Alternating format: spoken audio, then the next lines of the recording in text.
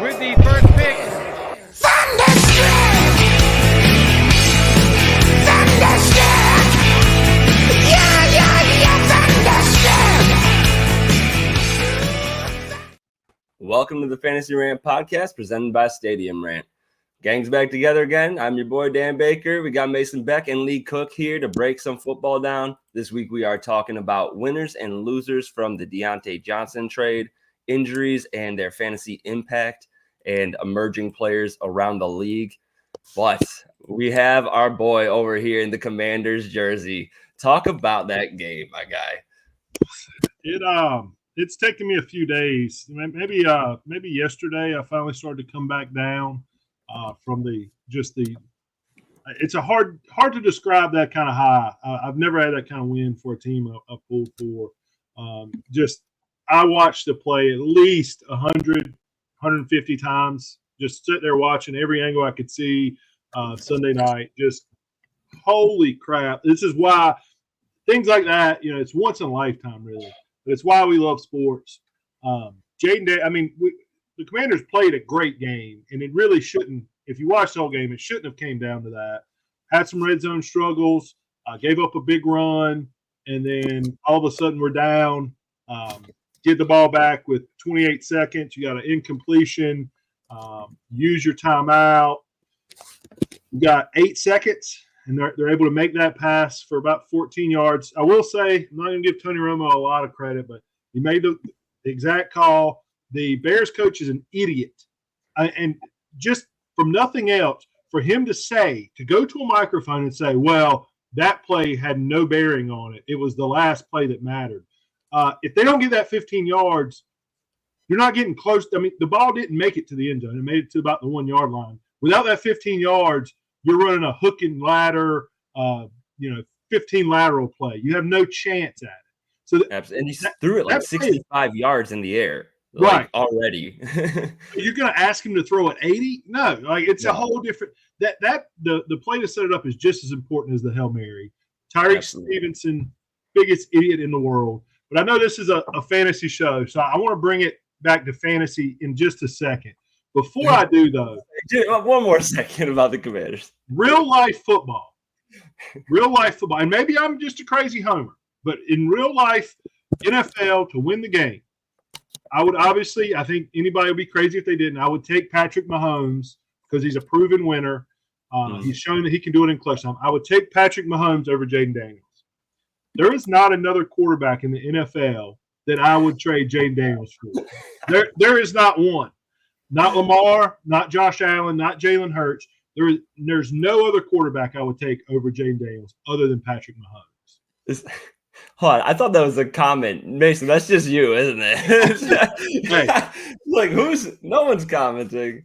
I'm gonna put that up. I'm gonna put that up every single time now that Lee decides to go on a minute or two rant about Jaden Daniels. So I feel like you guys would probably disagree on that. Obviously, I don't think you would argue for Purdy over him. I mean, I feel like that'd be a crazy argument. But Lamar, you can make an argument for Lamar. I just feel like with the age, we haven't seen it with Jaden, but we've seen Lamar come up short in crunch time. And I'm not saying he's a choker. I'm not saying that. I'm just saying in those biggest games, he's came up short. Josh Allen has played well in some of those big games, but he can't get over the hump. For fantasy purposes, specifically Dynasty, he's the number one quarterback in Dynasty. There's no quarterback that I would take over Jaden Daniels in fantasy football for long term for a Dynasty setting. I'm curious. We're very early on for both of these careers, but I would also say CJ Stroud has shown that clutch gene. I would take him on a closing drive. Joe Burrow can be clutch, but also we've seen them fall apart in games that they should win. So, yeah, for the most part, I agree that right now Jaden Daniels is on the trajectory, but it's halfway through one season. I can't give him that like glory quite yet. We got to see it happen a little bit more frequently, but dude's been incredible. But yes, let's get back to the fantasy football here. We got Diontae Johnson traded to the Baltimore Ravens. It's going to affect some players on both teams. He leaves the Panthers. I personally made the waiver wire video yesterday. Adam Thielen is my top wide receiver to add, and he was widely available. I think he's just going to be a target hog, and in PPR leagues is going to be a beast if he can stay healthy. Just no other trusted wide receivers there, and they're going to be trailing all of the time. On the Ravens side of the ball, that's where it gets a little bit more interesting. I'll ask you guys first on the Ravens side of the ball. Who do you think this impacts the most? Biggest winners and losers? Mason, kick it off. I'm going to say definitely the biggest loser for the Ravens would be Rashad Bateman.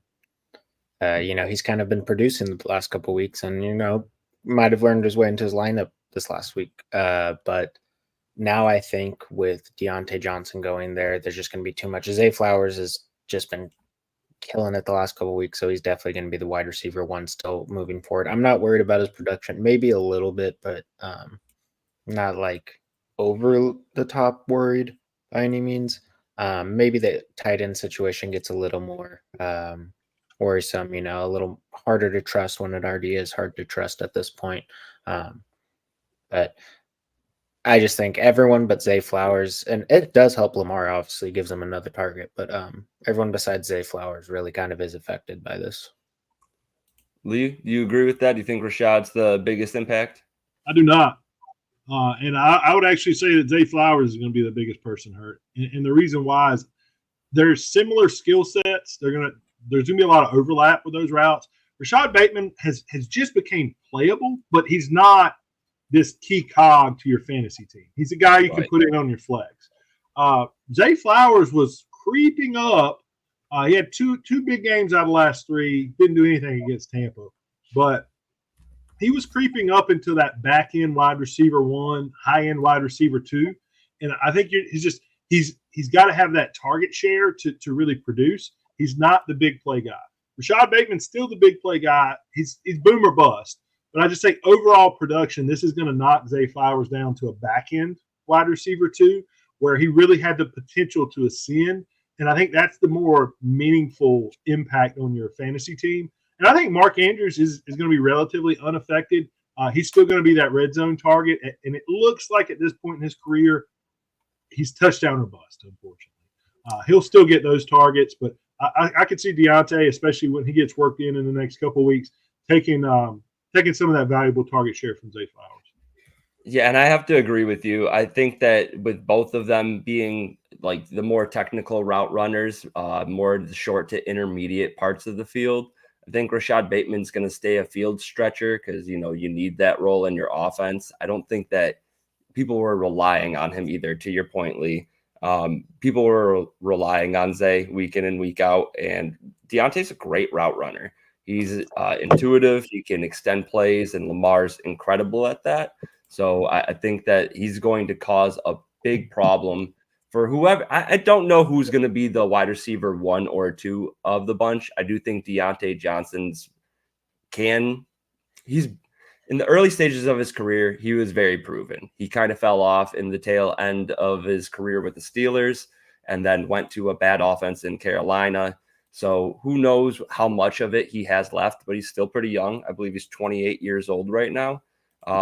He's got plenty left in the tank. So I think that Zay Flowers is the biggest impact for your fantasy teams. And the biggest winner of it all, Lamar Jackson. Like, he's just got another option now. He's already QB1 on the season and just improved the offense. Likely to get a few more pass attempts per game than they were prior to. So, Lee, you look like you had and something just to add one other thing, again, not to get off the fantasy, but just real life football. What a trade for the Ravens! So they gave up a 5th for Diontae Johnson and a 6th. If Diontae Johnson signs elsewhere, because he's a free agent after the season, they're very likely to get a 5th or a 6th round comp pick back. So it's almost getting him for free. The Panthers are paying the majority of his salary from the season. The Panthers continue to be the dumpster fire of the NFL. Yeah. The Ravens GM has been killing it forever. I mean, I think they recently just had a change in GM about 3 or 4 years ago, but it's Ozzie been Newsome just retired, and that's his just an age. lieutenant DaCosta took over. So he was trained by Ozzie Newsome for a long Right. time. Trained by the best, and they just continue their success year after year. Yeah. Mason, do you have anything to add? No, not really. All right. Let's get into some of the injuries then around the league. Some big injuries. Leading it off, excuse me. Leading it off, Jordan Mason, he re-aggravated his shoulder. He is day-to-day. Shanahan said that Mason could have re-entered the game or returned to the game, but, they didn't really need him in that one. So they have their bye week coming up this week. So he definitely will be good to go in week 10. Debo Samuel, he injured his ribs. He's day-to-day. Had pneumonia in the week before and left that game early.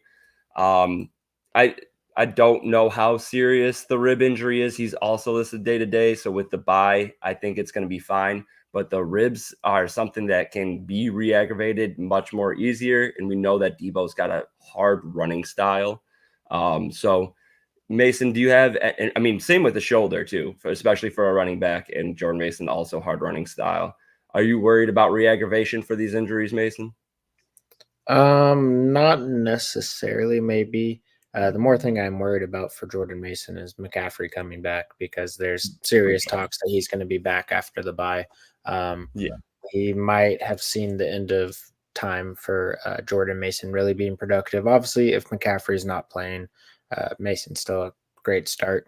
Maybe he is the first week when McCaffrey is, because they might kind of ease him in, but time's running out on him. Have you heard anything about, I know McCaffrey's practicing, he's doing a simulated practice this week on their bye week. Yeah, and they're seeing how it goes. And if there's no setbacks this week, then he's going to be engaging in full practice next week. Okay, yeah. I just don't know too much about an Achilles injury when it's not torn or anything like that, how likely that is to re-aggravate. But let's move on to the next one. Big injury to Stephon Diggs, tears his ACL, out for the season. Not the only wide receiver out for the season. Christian Kirk broke his collarbone or fractured his collarbone. He is out for the season as well. This is going to leave some room for some talented wide receivers behind both. Nico Collins has one more week before he's able to return from the IR. They'll have a 21-day window to open up his practice schedule.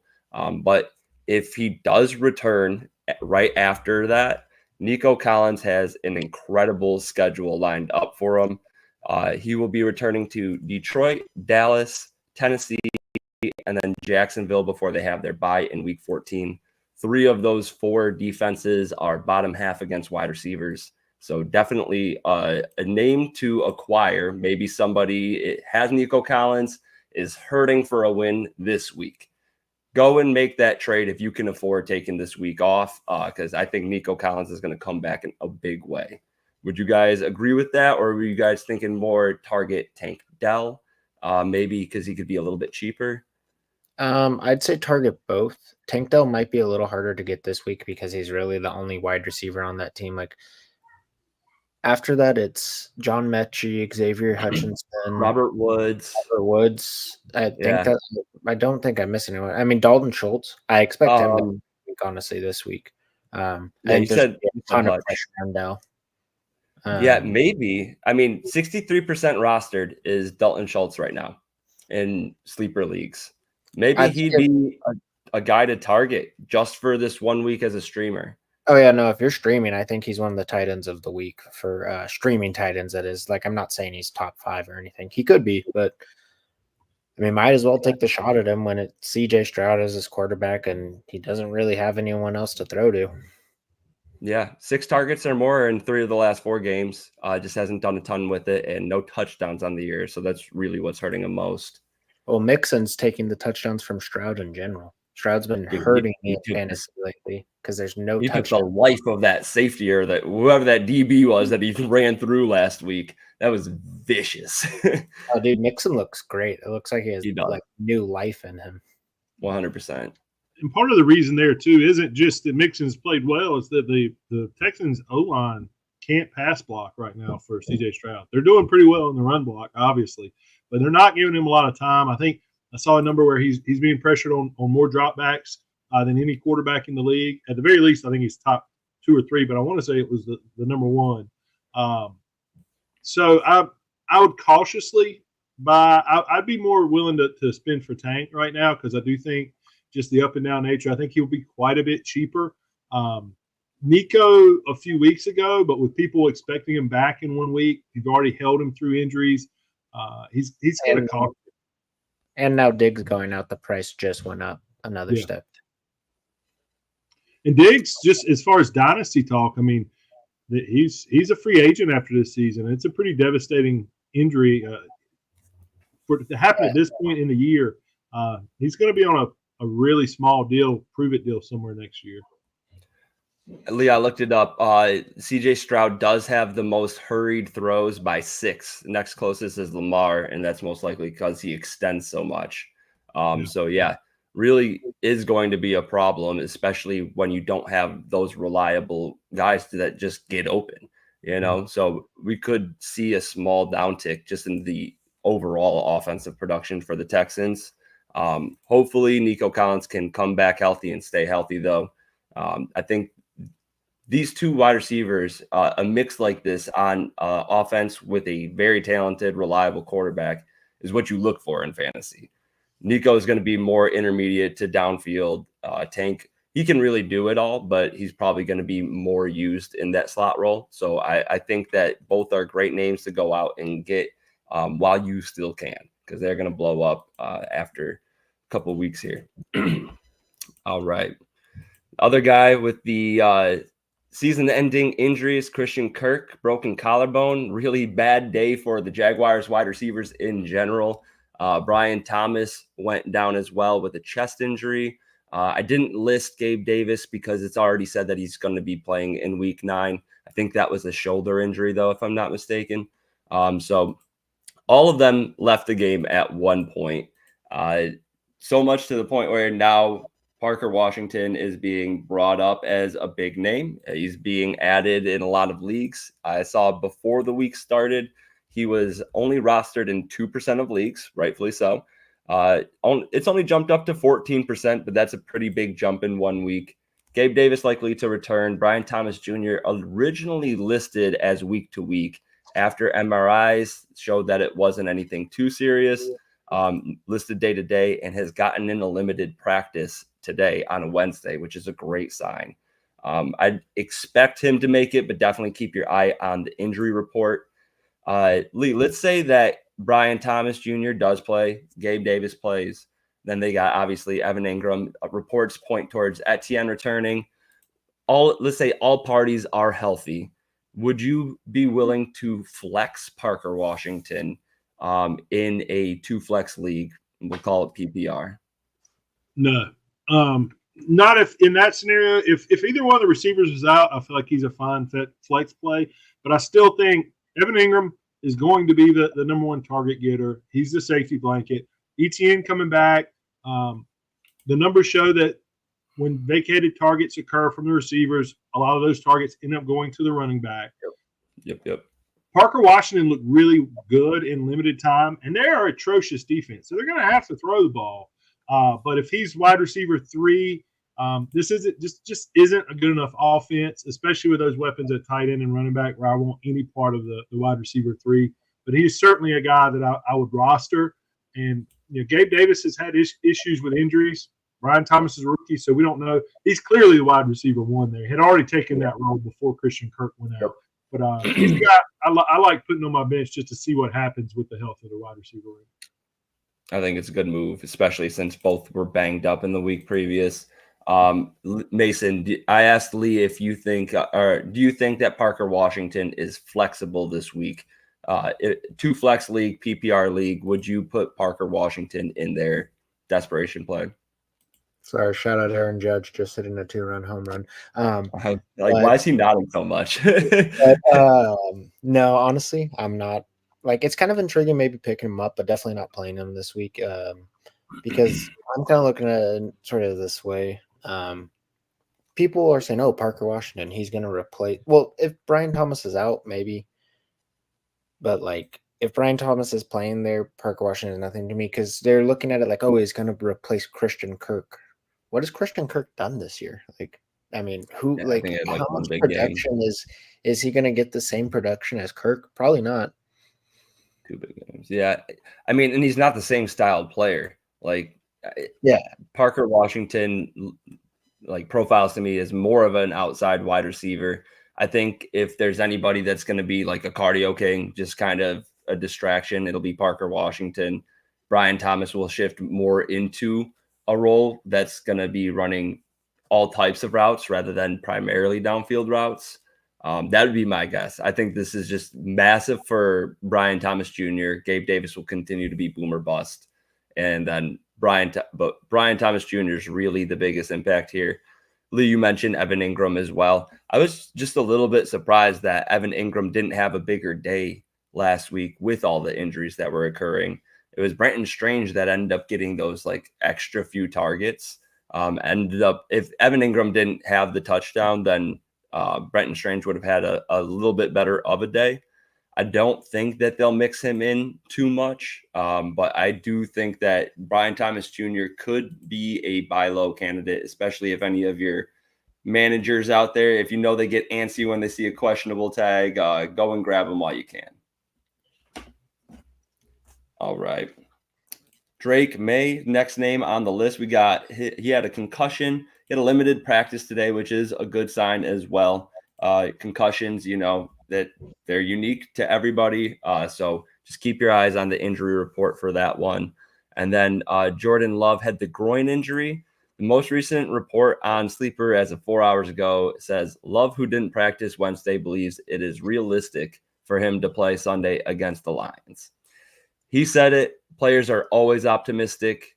That's another one where you keep your eye on it. I personally, if I'm a Love manager, I almost hope they just keep him out for the extra game. Groins are another one of those tricky injuries that can come back really easily, and they have their bye week in week 10. So just keep him out. It's a divisional game against Detroit. Love will play if he can.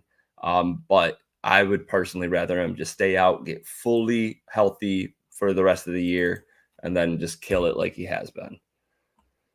All right. That does it for that part of the segment there. We're going to go on to emerging players. This is I want to kind of touch injury real quick. Yeah. Jordan Love, if he does not play, that groin injury just kind of, are you starting any wide receivers this week, even at the flex? I mean, I'm still trusting in Jaden Reed. I have to, but No, I can't trust in Malik Willis. I trust fully in Jaden Reed, but Malik Willis ain't that guy. Ain't that guy, pal. He looks like a different quarterback in Green Bay. I'm going to disagree. I mean, I know he didn't have to do a lot. He only had 56 yards, but he looks competent as a backup, especially as he learns the offense more. I wouldn't mind starting Romeo Dobbs if I had to. Just obviously it depends on options. And I'm still starting Tucker Kraft. I've came around. I was low on him at the beginning, but tight ends are still tough. I don't mind starting Tucker Kraft. I'm definitely starting Jaden Reed regardless. This is also, let's not forget, this is a pass funnel defense. So they're going to have to throw the ball. It is difficult for people to run on Detroit, but in the 3 games that, not even a full 3 games, but 2 full games for Malik Willis. In those games, Jaden Reed had 6.6 points, and he did have one with 10.9 points. This is full PPR. I just don't trust him to get it done. I don't think that there's going to be a reliable receiving option with Malik Willis under center. The Green Bay still looks good as an NFL team with Malik running it, and that is because a lot of his running ability. But I would be more. I think it's in favor for Josh Jacobs if Malik Willis is there as a rushing threat. Could open up some more holes for Josh Jacobs. I don't think that there's another player that benefits at all from Malik Willis starting, though. All right. So we're going to move on to our emerging players here. I'll bring up the name, and then Mason, I want you to talk about him because you've been on the train since day one. I've been a believer too, but I have not said this man will win Rookie of the Year. Bo Nix of the Denver Broncos went from 35% roster to 41%, and that's where I'll leave it off. Mason, take it away. See, I mean, honestly, this is the kind of production I was kind of expecting out of Bo Nix.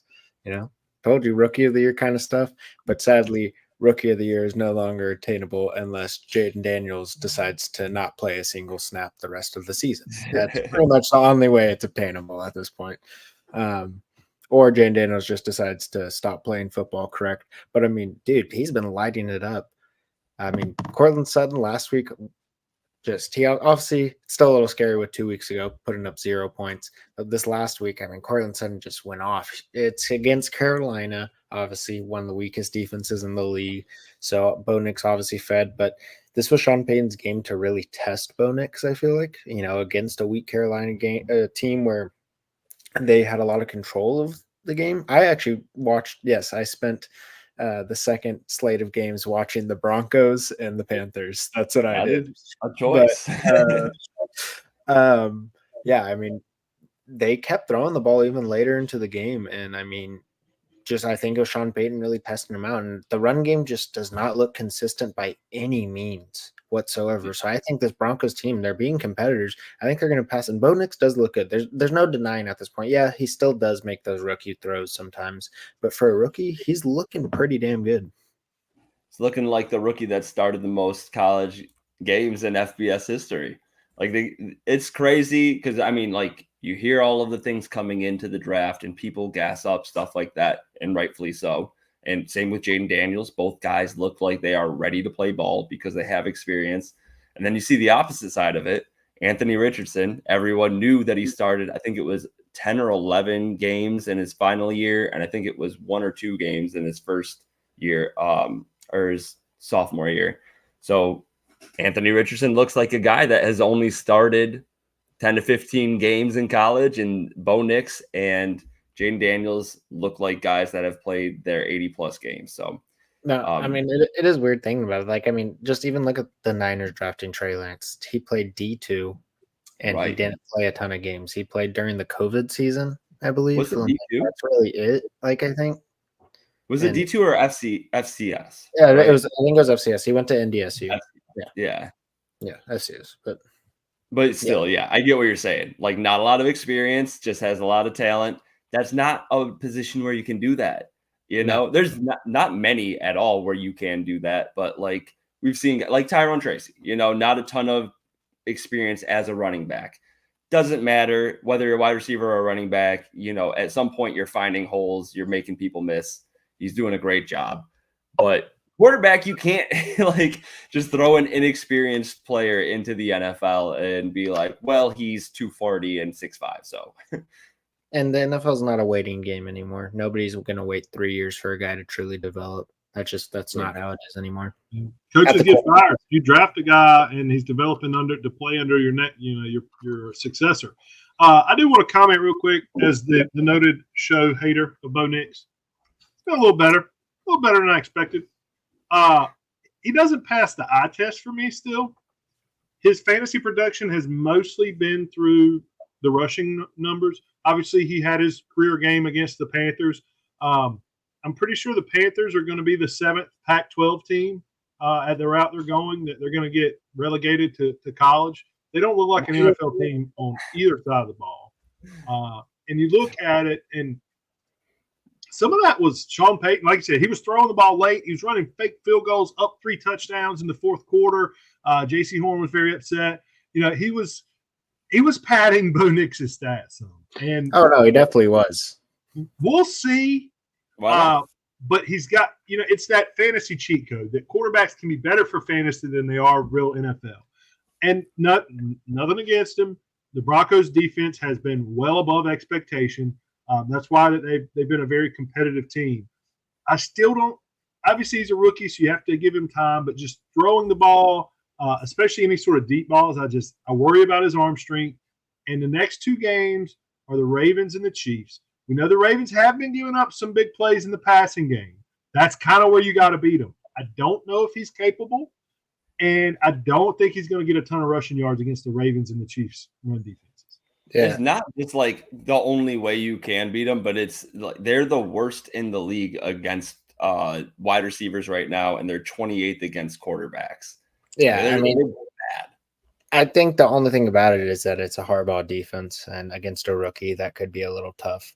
But like I said, the deep ball's been a struggle for Baltimore's defense. I think Troy Franklin, I was wanting him last week to do something. Such a disappointment. Everybody did something except Troy Franklin. Like, why?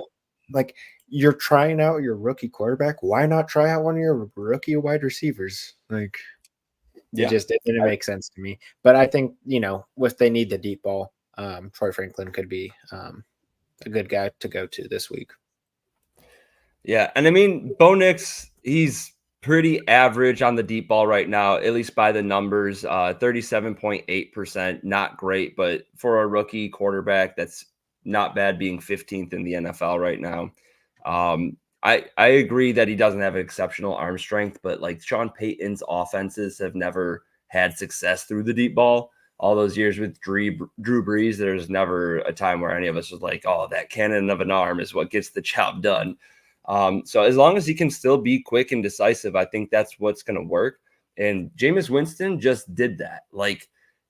He just made the Browns offense look functional, which hasn't happened for a single game under Deshaun Watson. I looked it up. Jameis Winston, first game with us, 300-yard passing game. Joe Flacco, 4 of his 5 games with the Browns last year, 300-yard passing game.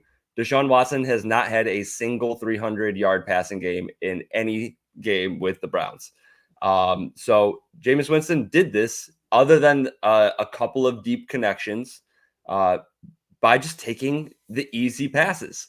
And I probably said this a million times, but Deshaun just extends, continues to keep his eyes down as soon as he tries to extend a play and take sacks. Jameis Winston, 3-step drop, delivers it to the open man, move the chains. That's all he did, and Bo Nix can do that. Bo Nix is very capable of that, and that's what this offense kind of is centered around at this point. So I think he has a decent week. Real quick, just because you mentioned him, and it just came to my mind. Does Deshaun Watson ever start another game for the Browns? I know that the contract is an albatross. Pray not, bro. I mean,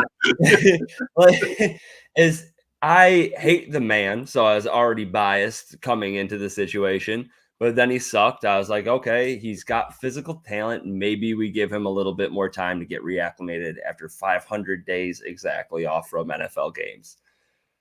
After 5-6 games, if you had it and you still have it, you'll see it. That didn't happen at any given point. He had limited games over 200 yards passing. Like, it was just ugly from start to finish. So I'm willing to move on and win games, whether it was Jameis Winston from the start, regardless of the contract. That being said, it's so sad that the Browns just extended Andrew Berry, our general manager. Just extended him before the season started. Him and Stefanski both got extensions. I still think Stefanski's a fine coach. I don't think he's exciting. I don't think he's a great play caller. And you could kind of see that. We just handed off play calling duties to Greg Dorsey, who was kicked out of Buffalo for not being a great play caller, and had more success with Jameis Winston and Greg Dorsey than we did with Stefanski and Johnson. Okay. What did I just say? Greg Dorsey. Thank you. Ken Dorsey. National championship winning quarterback from the U. Who the f is Greg? Deshaun does touch the field again if he is healthy at the beginning of next season. I think the Browns are going to be drafting a quarterback next year. And just the way Deshaun Watson's contract is, you can't get rid of him. Like, he's going to be on the team. You can't get rid of him. Yeah, you can't get rid of him, but he's going to be the league's highest paid backup ever if it was me being the general manager of the Browns. I would love to draft a quarterback. I do think that and I'm not overreacting, because Jameis Winston could have given up the game so easily. One Kyle play before. Hamilton catch the Oh my ball. God, dude, bobbled it for like 20 yards. I'm standing up at the edge of my couch, like, no, there goes everything. And literally, I don't care. I don't think the radio station cares either. I was like, fuck you, Kyle Hamilton. You suck. Like, he lost the game for his team. He completely blew it. And he was drafted like 12th overall by the Ravens. I know he's top 20. Or something like Top that. 20 pick at safety. And he's phenomenal. He's really, really good. Like, it's not like he's been bad. really He's incredible. one of the best safeties in the league. But that's that classic line where you're like, oh, I guess that's why he plays defense. Yeah, You Hamilton know? was 14. 14, yeah, like crazy high, especially for a safety drafted within the last 3 years. That's basically unheard of. So I don't know. Incredible game to cap it off that way. Exciting to do it with a big touchdown. Jameis Winston will be interesting moving forward. But yeah, let's talk about these guys a little bit. We have the Browns pass catchers to talk about in general. We can start off with Jameis Winston, very small sample size as of right now. He's currently rostered in just 17% of leagues. I checked right before the show, so still available to go and get. The thing I will say is that the Browns have the toughest schedule for quarterbacks for the rest of the season. We have 5 of our 8 games coming up against defenses that are in the top 8 against quarterbacks. It's a very similar situation for the wide receivers. I think it was 3rd for them. I can pull that up, but 3rd, it was top 3 toughest schedules as well. And 6 of the 8 defenses were top 10 against wide receivers for the remaining schedule for the Browns. So as much as I would love to just gas up my guys right now, just keep that in mind as we talk about the rest of these players here. I'll let you guys chime in on Jameis. Do you guys think that he's worth a roster spot right now? Keep in mind, bye week after this game against the Chargers. If you got the room for him, I'd say so, because it's Jameis Winston. I mean, yeah, it's against tough defenses, and he might throw 2 picks in every single game for the next during this tough schedule. But he might also throw up 400 yards and 3 touchdowns. It's just Jameis Winston, right? Just let him throw that thing. That's just that. And I mean, you got to root for the guy. Like, you know, it might not be necessarily the greatest fantasy choice, but don't you want to have Jameis Winston on your roster when you win the championship? Like, how cool is that? Right. He threw for 5,000 yards in a season. He is not a ton of quarterbacks have broken the 5,000-yard mark, and this was in a 16-game season. Yeah, he's going to throw interceptions, but they don't kill you in fantasy, especially if they're really bad. You get the ball right back, and then you're throwing it some more. Yeah, in that 5,000-yard season, 33 touchdowns, 30 interceptions. Impeccable. Yeah, yeah. I mean, that's what I'm saying. He's gonna throw interceptions, but he will produce. QB4 on the year that year. So I was going to look it up because I figured he was pretty high up there. I was actually just going to look up where he ranked, but yeah, that doesn't surprise me. 5,000 yards gets you a lot of fantasy points. 100%, and 33 touchdowns is way above average at least. Yeah. So I love the type of weeks Baker's been having, where he's kind of like thrown a couple picks and still throwing up a couple, like, you know, throwing up 300 yards and a couple touchdowns. Like, that's kind of what I expect Winston to kind of be doing, like Baker numbers, honestly. Yeah, and Lee, continue. I didn't mean to cut you. No, you're good. I was just saying, I love Cedric Tillman as far as long term, especially speaking of dynasty. I've had him stashed away on a couple of taxi squads for a year and a half. He had really good measurables. When coming into the draft, maybe didn't go to the best landing spot, being tied to Deshaun Watson, having Amari Cooper in front of him. But the sea has parted. You know, the opportunity is there.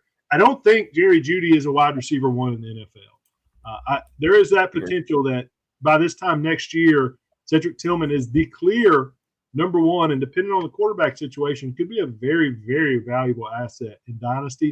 As far as redraft, rest of season, he's a flex guy that you can fill in for bye weeks, but you don't want to rely on him beyond that.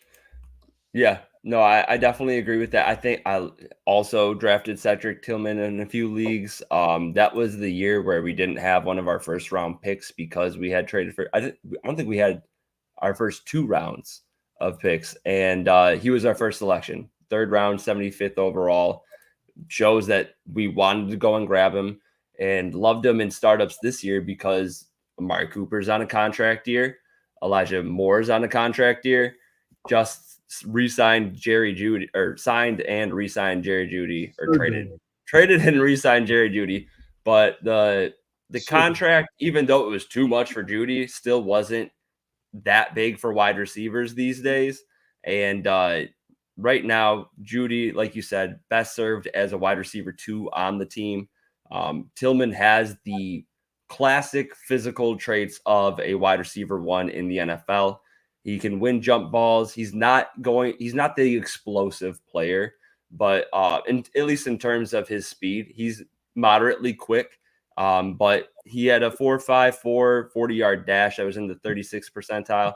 If you factor in that he's 6'3", 213 pounds, though, that's a solid speed score. And his 10-yard split, like, he is quicker than he is fast. He was in the 67th percentile for the first 10 yards of his 40-yard dash. So that, and the guy can jump. So 6'3", can jump. Jameis Winston willing to throw some jump balls. There's going to be some room, even with the tough schedule, for him to make an impact. I just think it might be a little bit tough for people to predict when those weeks will come. But we'll see. Bye weeks coming up after this game with the Chargers, and maybe we'll see a little bit of a shift in the game plan. Nick Chubb is getting healthier, so there is going to be some weeks where we mix in a little bit more run, especially when we're not playing Baltimore. But overall, I think Cedric Tillman's definitely worth being rostered. He did jump up crazy. 25% rostered before waivers ran this week, up to 63% rostered. So most likely not available, but definitely worth adding if you haven't already. Do we think Jerry Judy or Elijah Moore are worth rostering at all? Or definitely not starting Jerry Judy. I kind of feel Jerry Judy's worth rostering, and Elijah Moore still, I'm fine leaving him alone. In short, if you don't have that redraft, like if you don't have that deep of a roster, no, I'm okay dropping Judy. But in like Dynasty, if it's a deeper team, you say you got like 3 flexes, Judy as one of those flexes is not terrible. I'm okay with that at this point. Elijah Moore, I'm gonna just talk a little like bigger leagues. Elijah Moore, I'm still a little worried about him. If you're desperate at the flex, maybe. But and then something else I kind of want to touch, something that kind of is interesting to me, Jamari Thrash. He is only rostered in 25% of Dynasty leagues right now. If you have the open roster spot, why not? That's what. Yeah, I just looked at it too, and I was really surprised that this says 25% rostered. Right, he could step into the Elijah Moore role next year. Yeah, and so I'm thinking maybe he can show some flashes now that there's a competent quarterback in there if they give him some play time. So if you have the roster spot, why not in Dynasty? I like that a lot. I like that call. And then David Njoku, obviously he's rostered everywhere. Not going to be able to grab him. The schedule is more lenient towards tight ends than it is wide receivers. In Dynasty, what would you be willing to trade for Njoku? Let's just say half PPR, no tight end premium, pretty standard type of a league. Maybe rather than who would you trade for him? Where would you rank him? The typical tight ends we're going to see at the top right now: Brock Bowers, Trey McBride, Sam Laporta, Kyle Pitts, Kincaid, all those young guys. Then there's like Kittle, who's incredible right now. Can't include him in that list. But then we start getting into and TJ Hawkinson. He's not being traded for him, most likely, coming back from the injury, though. After that, though, we get into like older guys, Travis Kelce, Evan Ingram, who are going to be relied on for the rest of the season, especially with the injuries on their team. We got Cade Otton starting to pop off. He's very young. Jake Ferguson's still young. He's locked up for another couple of years, and they don't have much pass catchers. What do you guys think of those names, or if anybody else come into your mind that you would rank ahead of David Njoku? Did you say Trey McBride?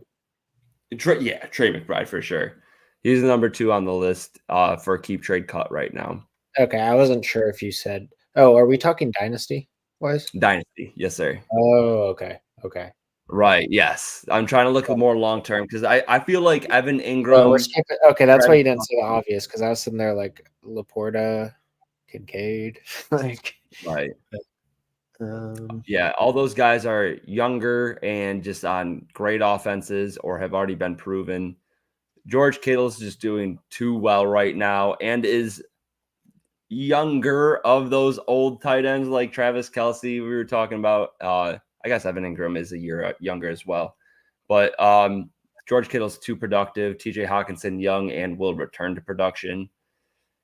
I would take David Njoku over everybody else, though, including Mark Andrews, which I did not think I would say at the beginning of the year. Yeah, I think someone who's like a little below his value is Dallas Goedert. Obviously, the injury is pretty bad, but like as far as dynasty terms, because who knows still what's going to go on with the Browns. They could be right back to Deshaun Watson next. Right now, Njoku's tight end 9. Right now, Dallas Goedert's listed as tight end 18 on keep trade cut, behind Freiermuth, Likely, Cole Kmet, amongst others. I would take Kmet over him as well. Deshaun Watson could be the quarterback next year, and then it's right back to Njoku just being disappointing. Yeah, I mean, it hasn't been great with Deshaun Watson under center, but the only guy that has still had like semi-consistent production was David Njoku. At least last season, he had a little bit of production with them. Mari Cooper's gone now, so it's like, I don't know. I think David Njoku is appropriately ranked.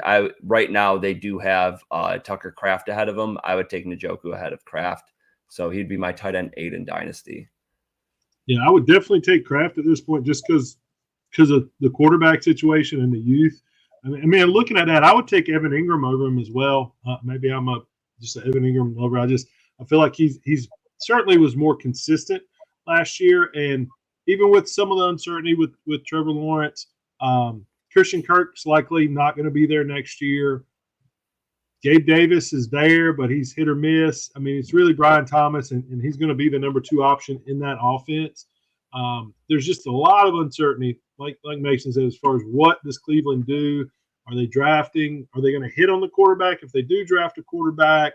Are they just going to continue to refuse to admit a mistake and just roll out Deshaun Watson again? Sounds like the likely option. You said the guy got a raise. I mean, he got a raise. He got an extension. I mean, you got an extension. You're like negative reinforcement. You know, he doesn't think he's done anything wrong. Yeah. I probably would not take Freiermuth would be a guy behind him. I would still take Njoku because we just haven't seen any consistent production there. But I would have Njoku more in that 14 to 15 range. Just kind of naming off some of these tight ends. 14 to 15 is a big jump, though. So, like, you have him behind Tucker. You said Evan Ingram. You said Cole Kmet ahead of David Njoku? Yes. Because Keenan Allen's going to be gone.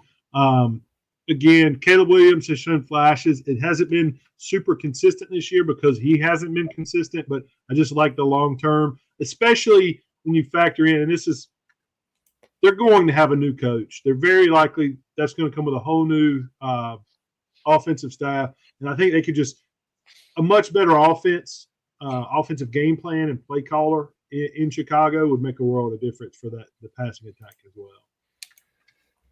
Okay, yeah, I definitely don't agree with those tight ends being over Njoku. He's still 28.3 years old right now. He's 2 years younger than Evan Ingram. I do agree Trevor Lawrence is a much better quarterback, but we just talked about like Jerry Jeudy not being a wide receiver 1, wide receiver 2 at best for a team. And then like if we're relying on Cedric Tillman to then step into a like alpha wide receiver one role. I just don't think that he's going to end up getting the targets most games. I think that Njoku will be consistent, and seems like, I don't know if this is similar in your guys' leagues. Almost every team that I'm seeing at the top of my dynasty like standings right now has David Njoku, and I'm like, this is never a worse time for them to have the best player on my favorite team. I mean, Nick Chubb, but all right, guys, let's move on to the next one. I've talked about the Browns. Chew your ear off. We got some guys. This is Devontae Adams and Amari Cooper have now played 2 games on their new teams. We want to talk about how they've done so far in those games and how they're going to do moving forward. Devontae Adams, over his first 2 games, played against Pittsburgh and New England. He was 7 of total amount, 7 of 15 for 84 yards and 0 touchdowns. His next 3 games before their bye are all against bottom half defenses versus wide receivers. So bottom 17 to 32. They are bad against wide receivers, favorable matchups for Adams. It's Houston Texans 23rd, Cardinals 21st, and Colts are 17th at this time. He's also mixed in 3 red zone targets over those 2 weeks, and I personally feel like it's only a matter of time before that connection that he had with Rodgers for so long rekindles. It's a couple years off between them, but it's not going to take too long for them to figure it out. I personally am big on Devontae Adams' rise over the next few weeks. I like him in redraft, and I think he's undervalued. Lee, you are low on him heading into the season. Where are you sitting now on the new team?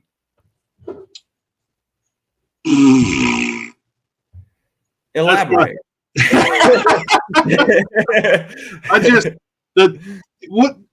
a dumpster fire. Garrett Wilson is still commanding the targets, but this Jets team, it's a sinking ship.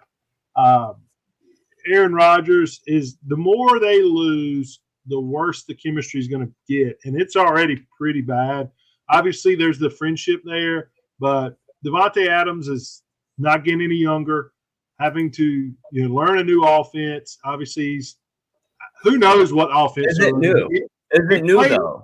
He played in the Hackett offense, but now who's the play caller? I mean, it's Aaron Rodgers, as always.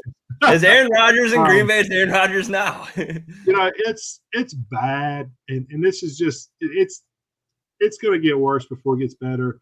You may have some. I just don't see the consistency coming. This is a team that is just an absolute disarray. And I'm obviously starting Garrett Wilson if I have him. I'm starting Breece Hall because you have to. But outside of that, I don't really want any pieces of this Jets offense. Really quickly, something interesting I just saw. Devontae Adams, both him and Cooper traded around the same time. Devontae Adams, 96% of snaps in his first week with the Jets, 94% in his second week, versus Amari Cooper in his first week with the Bills, 35% of snaps in this past week, 50% of snaps. But we saw that it was, Bills were blowing the game out really early, getting it done on the run with the run game. So not much needed from Amari Cooper.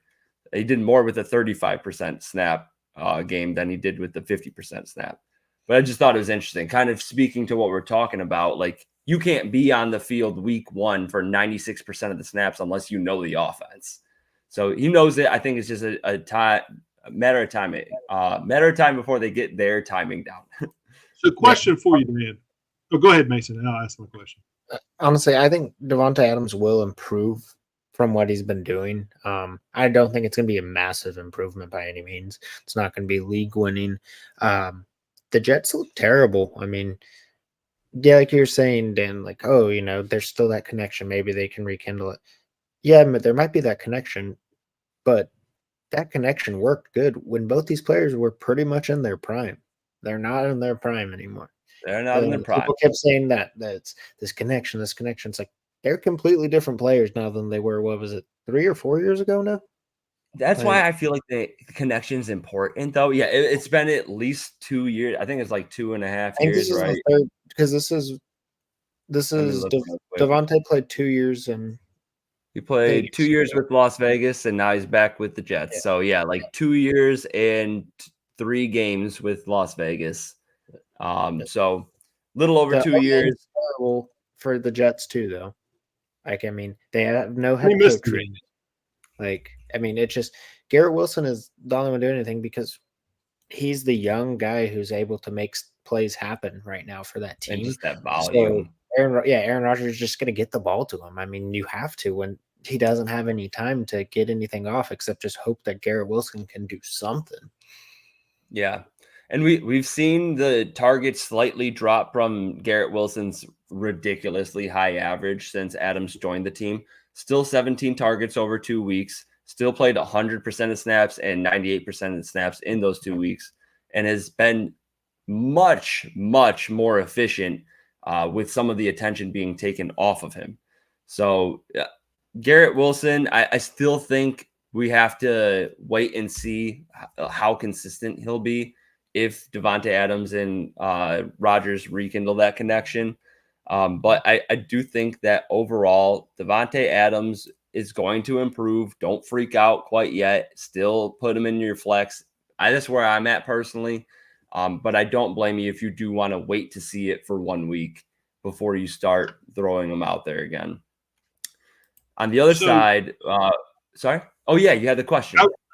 Question for you. So one, just a comment and then the question. So it was my beef with him was the age, and I just thought he was being way overdrafted. He's had one good game this year. He was wide receiver 5. Other than that, he hasn't been in the top 36 of wide receivers yet this season. And he did miss a few games with the hamstring injury. But with where the Jets are, they've got Houston coming up next. I think we can comfortably say with the Jets just losing to the Patriots, they're very likely going to lose to Houston and go to 2-7. Then they got to go to Arizona. They have a great pass defense. Their run defense isn't as great. So if Mixon has a great game, then for sure. And the Jets were just 7-point favorites to the Patriots and lost. So I get what you're saying completely. But without Diggs, just Tank Dell and Dalton Schultz there, and a great defense on the other side, there is a chance that they can stay in this game. Maybe I think, I don't know. It's tough to say, but I think it'll stay neutral for most of the game. Maybe, but I'm not as much just the fantasy production, but just this game. So let's say, all right, yeah, I'll let you finish. Anything can happen in NFL, but let's say they lose that game, and they have to go to Arizona. That's a winnable game, but it's a losable game. Arizona, for sure. Very Jekyll and Hyde. Let's say they go to Arizona and lose. So now you're 2-8, and the schedule does ease up a little bit. But at what point are they throwing in the flag? At 2-8, are players going to start making business decisions? Like, how competitive are they going to be from that point on is really my concern. On top of the age and just how bad things have looked so far, does Aaron Rodgers throw in the towel at some point this season? Oh, no. He's way too stubborn and way too I don't want to say like egotistical, but like easy to pass blame. If he quits, now it's on Aaron Rodgers. But he can go the rest of the season making his dumb faces and being like, oh, you didn't run the right route. And maybe he's right sometimes, but stop complaining, be a leader instead of just like yelling at guys. I could have that conversation every week on this podcast because he annoys me. But Aaron Rodgers, I think he's not going to do that to Devontae Adams. Like they're going to figure it out. That's just where I'm at personally. They may have matching hamstring injuries at some point in the very near future. Is my thought. And they both go trip on ayahuasca in like Brazil or something. But yeah, that's where I'm at with Devontae Adams. Let's put a number on it. I will say, I say Lee, I appreciate you. I will say Devontae Adams the rest of the season will be a wide receiver 2 or better, bare minimum. Right now he's sitting at, and granted he's missed games, but wide receiver 62. Lee, while you give us your ranking rest of season, I'll pull up the average points for him and where he ranks. It's got to be pretty low. Let's see, you got 37, 53, 52, 47 in the rankings I'm looking at, which I think are full point, or maybe they're half point. I'm not sure. I'd put him around wide receiver 30 to 35. That's funny. I just looked it up. Wide receiver 33 in points per game on average. So, yeah, it's accurate for where he's at. Mason? Yeah, I don't see Devontae Adams. I just see this Jets team getting worse and worse, honestly. Like, I mean, so you say you think Devontae Adams is going to get it better. Number one thing that I've learned my entire life is stop believing in the Jets. That's, you know what? And I have a good friend who's a Jets fan, and I should listen to his misery a little closer. The Jets are bad, man. Like, it's They consistently bad. Devontae Adams was Mason, the so quick. dumbest trade they Sorry, could we're 22 seconds past the mark. I hope this made the cut on the radio station, but appreciate you guys listening in Atlanta. Make sure you stay tuned for more Stadium Rant content. Mason, didn't mean to cut you off, brother. Go ahead. I lost my train of thought. I started watching Devontae Adams, Jets suck forever. Oh yeah, yeah. No, like that trade was just dumb. It made no sense. It didn't fix any problems for them. Right. I mean, we're 2 weeks into it, so like most of the time trades aren't going to have a massive impact that early into it. But I do get what you're saying. I didn't feel like the wide receivers were necessarily the problem. He was inefficient before Adams joined the team. Lazard was overproducing. I know they signed Mike Williams to a bigger contract than his production was proving, but he's there. He's at least serving a purpose on this team.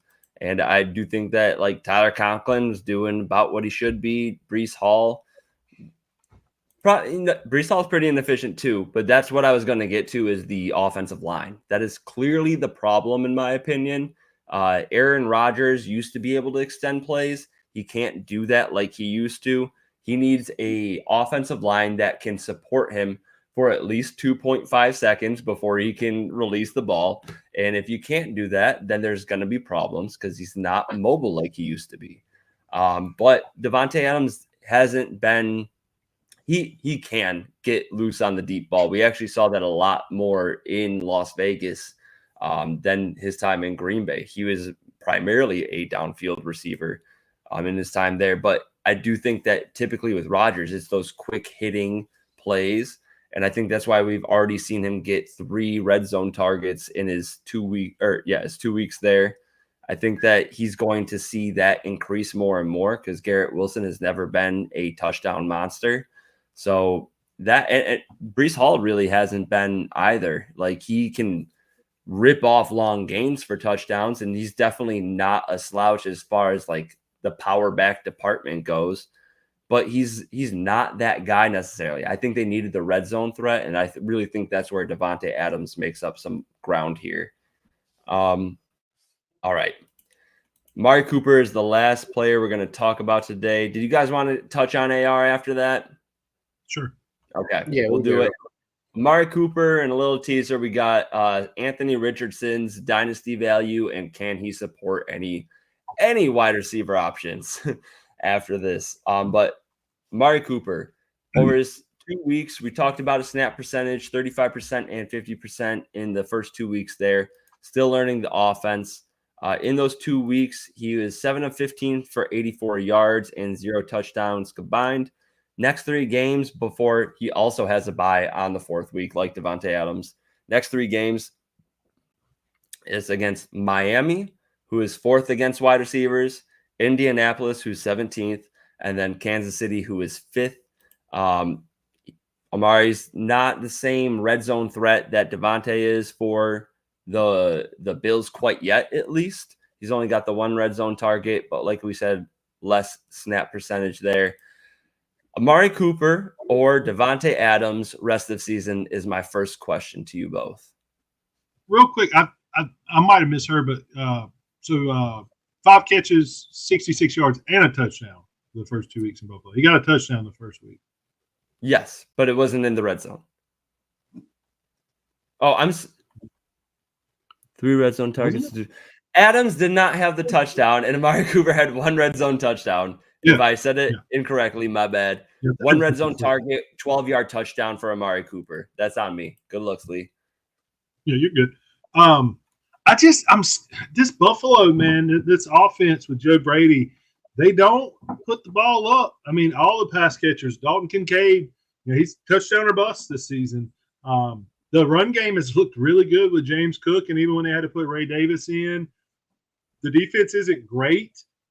This feels like if you're going to win in playoff football, this is the tried and true formula.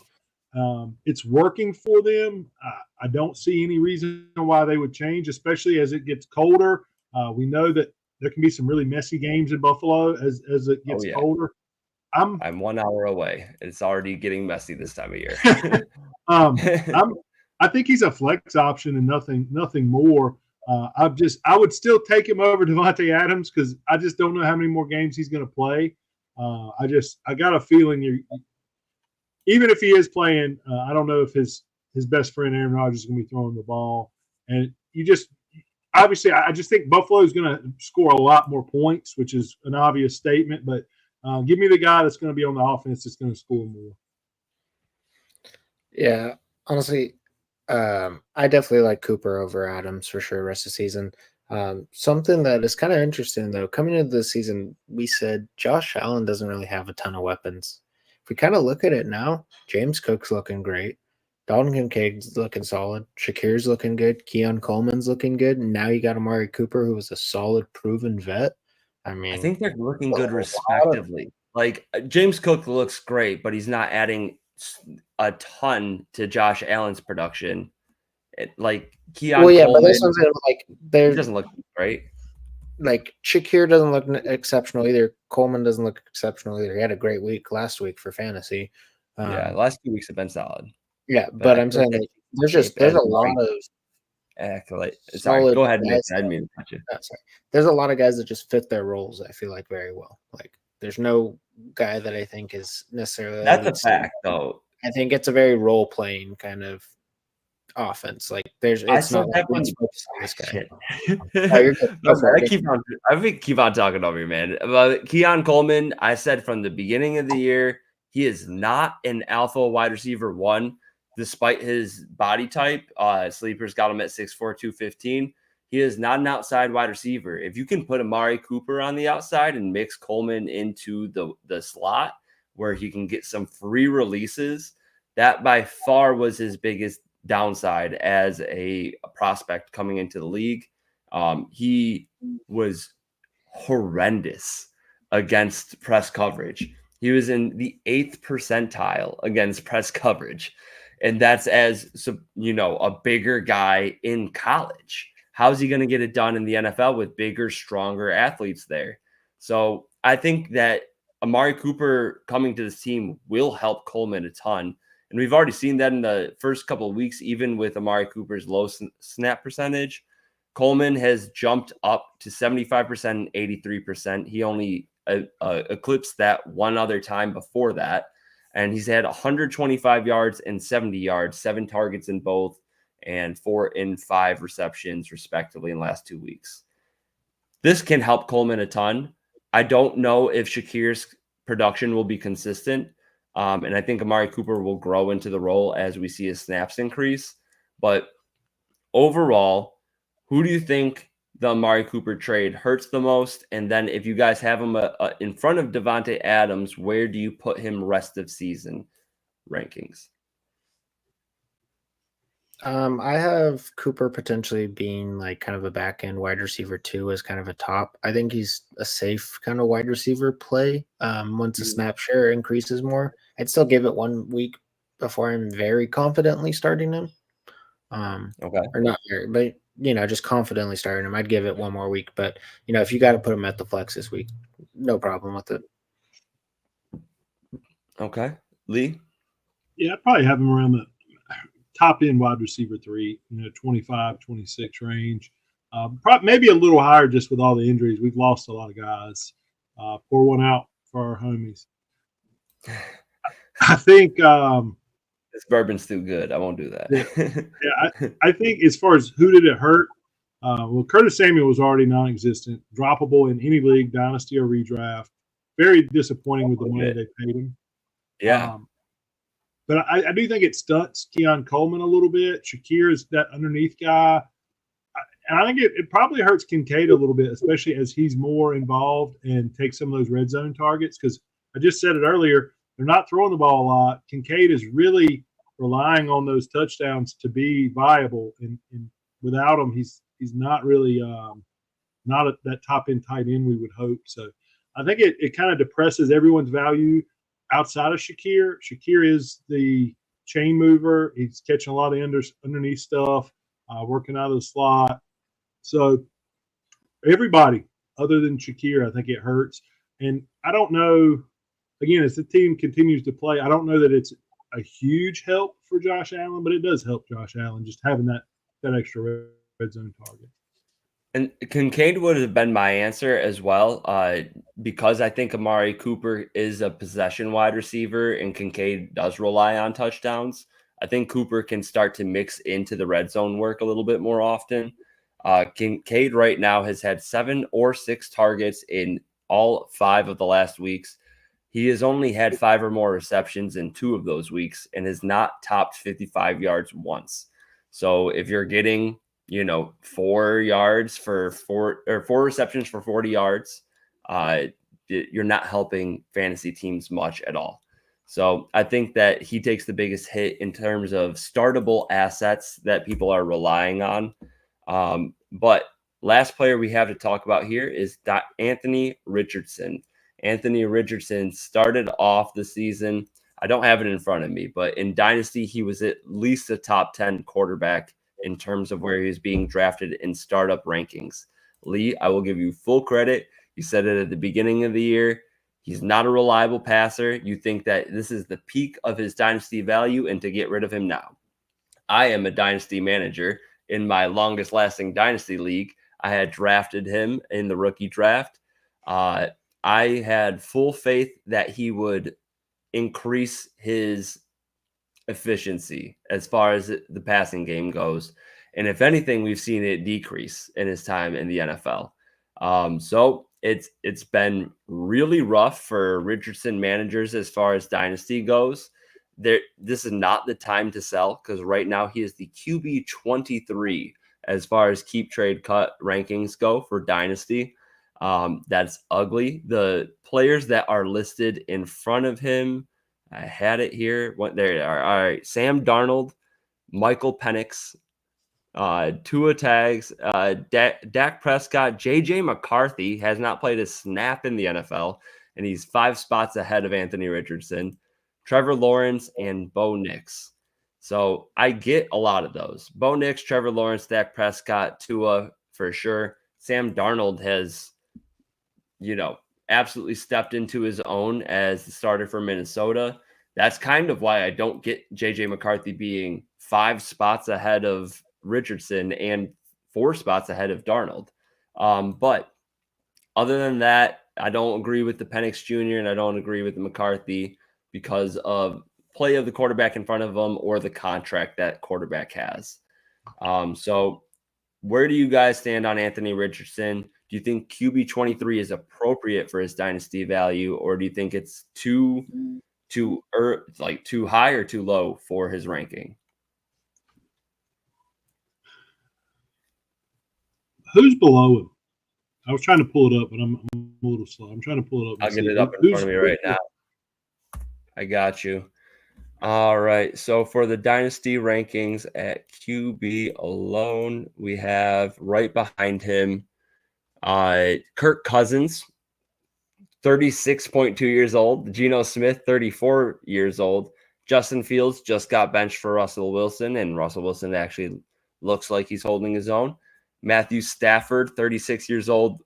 And I said that. And Bryce Young, who has been atrocious so far. So those are the next QBs going down to QB 30, Derek Carr, 33. So it's not Will Levis down there at 34. Old, non-scrambling quarterbacks or players who have been benched. I I mean, when we look at those guys, I think it's about right. I would just the hope that, and this is why we get so excited as dynasty owners, draft time, that the unknown. You never know who could be that next breakout. I don't think Sam Darnold's a long-term starter in Minnesota. He's on a one-year deal. They're going to give McCarthy every opportunity. 2-year deal. I'll look it up right now, but I'm pretty sure it was 2-year, $20 million. Regardless, McCarthy's going to get every opportunity, and we just talked about how old Darnold was a 1-year deal. Yeah, you were right, Lee. Yeah, 1-year deal. Let's see, 1 year, $10 million. So yeah, I just doubled it in my head. I don't, unless there's something really bad that happens in the rehab. I don't foresee them re-signing him. He's played well enough where he's going to have the opportunity to be a starter. We know the league is starved for quarterbacks. I just don't see the money he's going to command, especially if he keeps playing this way. I don't see Minnesota investing, especially when you just spent a first-round pick on McCarthy, unless something disastrous happens in rehab. The Penix situation is a little trickier because they did back up the truck to Kirk Cousins, which is why everybody wondered why they drafted Michael Penix. But again, I think he gets playing time and mid-transition sooner than what we expect, and it's just going to be one of those, badly spent money in the second and third year of Kirk Cousins. But it's that unknown that I do would give me hope for them. I think the best thing that could have ever happened for Anthony Richardson in his dynasty value is that he only played 2 full games last year. If he had played more games, if we had seen this, he would have been at a Bryce Young level, maybe it's slightly above because of the rushing, but his value would have not been anywhere near as high. I'm pretty sure we talked about it when we were talking about Richardson in the offseason. There's some pretty well-known, renowned fantasy analysts that had said that they would trade C.J. Stroud for Anthony Richardson because of the ceiling in the offseason. And I said that was ridiculous. Because the NFL moves so fast, I just don't he'll bounce around as a backup. Maybe he can Malik Willis get in a really good situation and come in when somebody's hurt. But I just don't see him as a long-term NFL quarterback. That's a great comparison, though. Malik Willis, I mean, also, has some physical traits. The difference was the draft capital, but both wildly inaccurate. If Anthony Richardson was playing for the Packers right now, maybe we would have seen already a big increase in his efficiency, something, a much easier concept where you're just taking what's given to you. Obviously, Jordan Love has progressed significantly. The first half of last season, Jordan Love was pretty awful. I was at the point where I was ready to write him off, and I had even hit up some of my group texts with Packers fans in them being like, Love's toast. What do you guys think you're doing next year? And most of them were on board with me. One of them was like, let's still give him hope, and he turned it around. It happens all the time. Geno Smith, Sam Darnold right now. And that brings me to my question here. Sam Darnold or Anthony Richardson in Dynasty moving forward? Sam Darnold. I would say Sam Darnold. Like I said, I've literally been telling you guys like every week. I started with saying I'm going to trade Richardson for a third, and you guys said no. And then I said I'm going to trade Richardson for a fourth. And then I said the answer is still no. Like, there's no way you trade him that low. If you trade him at the beginning of the season, I'm getting to that value at least. Where it's just like, dude, he's. I feel like you're the person who buys a stock, and then when they see it dip like 80%, they're like, all right, well, I'm selling the stock right now. It's like, no, let that shit build. Let it build back up. No, I mean, like, where it goes to zero and it's worthless. Yeah, and you got to look at it. It's going to go to zero. The dude took himself out of the game as a quarterback.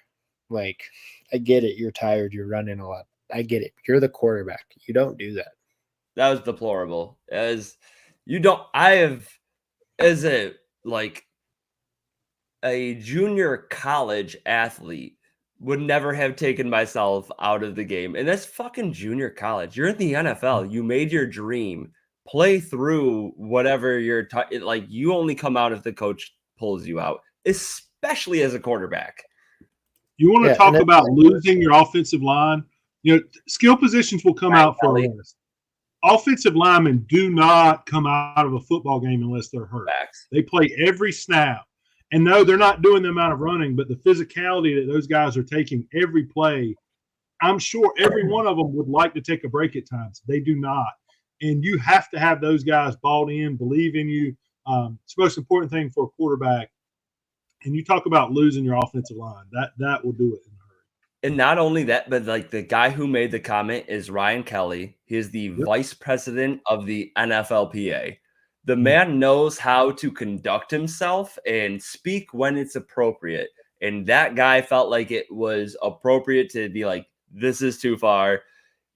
And I agree. You don't pull yourself out of the game. Wasn't it third down too? Like third down on their red side of zone, the wasn't territory.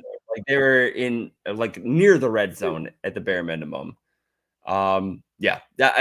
I couldn't identify with that as somebody who has like any sense of a competitive bone in your body. How do you take yourself out of the game? I digress. All right. But yeah, Nice so benched. what'd you say? That's why he got benched. Right. And it's rightfully so. And we will see Joe Flacco throw for, I'll say 250 plus passing yards against Minnesota. Indy doesn't have a great defense. Minnesota's going to put up points. TJ Hawkinson's likely to be back, or at least active. And Aaron Jones, Justin Jefferson, Jordan Addison. They're all finally all together. We're going to see this offense at full throttle with a mid-tier at best, if not bottom-tier defense. Joe Flacco is going to be forced to throw, and all of the wide receivers are as healthy as they've been reported this season. Michael Pittman's got a little bit of issues with the back, but there's nothing reported that he's going to miss this week. Did see that he found out about the switch of quarterback through social media, which has to suck for a recently extended wide receiver one seeming player. You're told by Twitter or whatever that, there's going to be a change at quarterback. But I think Joe Flacco goes for 250 and 2 touchdowns. I think he's a decent streaming option. If Anthony Richardson's starting, do you trust any of these wide receivers? He's not, but if he was to be in the future, are you starting a single Colts receiver? I'm not a single one. Only I love Josh Downs with Joe Flacco in there, but with Richardson in there, no. Running back is the only position I'm starting on the Colts if Richardson's in. Yeah. No, it's just impossible to trust. Richardson has had 10 or less completions in every game but one this season so far that he started. 10. This is why you don't draft a guy who's played so few games in college and had a bad completion percentage in college. You cannot draft a project quarterback at third overall. I completely agree. Oh, man. And I mean, if you do, then give him at least the year or two. Like, go the Jordan Love route, It's crazy because we've seen the Packers do it twice over the span of 40 years now. But they've had 3 quarterbacks as their primary starter. And I don't really see any other teams taking that approach. So, yeah, I mean, that's basically where we're going to end it. None of us believe in in the wide receivers if Anthony Richardson is starting. If the last question of the night, if Joe Flacco is the starter, how many of the 3 are you starting? I feel like we're all going to have the same answer, but I'm curious. Pittman, Downs, Alec Pierce, who are you comfortable starting with Joe Flacco under center? Top 2. Josh, right? Yeah, Josh Downs and Michael Pittman will both eat. They will absolutely both eat. There's no way. They're both possession wide receivers. It is a bit of a change. I saw Joe Flacco hit, he was known for his arm early on. He's still going to be able to get it done downfield when it's available, but he's not fitting in tight window throws that are 30 yards plus downfield. So that's kind of where Alec Pierce lives. And that's where Anthony Richardson lives. This is a 40-yard completion or nothing for him. So Alec Pierce goes off the board, but Josh Downs has absolutely been a stud in the weeks, the last couple of weeks and the weeks with Joe Flacco. Josh Downs, I expect to get over 8 targets in any game that 8 or more targets in any game Joe Flacco starts. He peppered the slot position last year with Cooper mixing in and Elijah Moore there. I really think that Josh Downs at 77% rostered and Michael Pittman at 89 are both going to be trade targets moving forward. Pittman's wide receiver 44. That's ugly. No one drafted him to be that. Josh Downs was undrafted. He was wide receiver 28 right now. This is the last question. Pittman or Josh Downs moving forward? Who would you rather have? PPR, full PPR. Dynasty or just for the season? Just this season, and let's just say that Joe Flacco starting every game rest of the season. Who would you rather have, Pittman or Downs? I'd take Pittman. Mason? Flacco's in there. I'd rather take Downs. Downs? Downs Interesting. I'm going to lean Pittman just because he has a bigger body. He's going to be more of a red zone threat. But it is really close. And I don't think, like, even the biggest Josh Downs believer believe that he could be this productive in the weeks that he's proven himself already. All right, everybody, that is going to do it for this week of the Fantasy Rant podcast. Thank you for joining us. Make sure you hit us up on the socials. We got it right here on the YouTube. If you have any fantasy football questions, more than happy to answer. Go Jaden Daniels. I'll even hit you up with it if you don't see Lee. Go Jaden Daniels. Everyone have a great week. See you.